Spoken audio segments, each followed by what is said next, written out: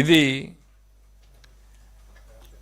ఈ ఎన్నికలకి state election commissioner ఎవరు? మీరు నియమించిన వ్యక్తే. ఏదో కొత్తగా వచ్చి ఎవరినో అక్కడ పెట్టి లాస్ట్ టైం అంటే ఏదేదో మాట్లాడారు. ఎవరు లేదే, సేమ్ పర్సన్. మీరు నియమించిన వ్యక్తుల మీద కూడా మీకు నమ్మకం లేదా? కోర్స్ ఆ అవకాశం ఉంది, ఎందుకనంటే తల్లిని చెల్లిని కూడా నమ్మేటువంటి పరిస్థితుల్లో లేనప్పుడు ఇక మీరు నియమించిన వ్యక్తుల్ని మీరు ఏమాత్రం నమ్మరు. అది మీ క్యాడర్ తెలుసుకోవాలి. మీరు ఎవరిని నమ్మరు అనేటువంటిది మీ క్యాడరు, మీ లీడర్లు తెలుసుకుంటే మంచిది, వాళ్ళ భవిష్యత్తు అన్న బాగుంటుంది.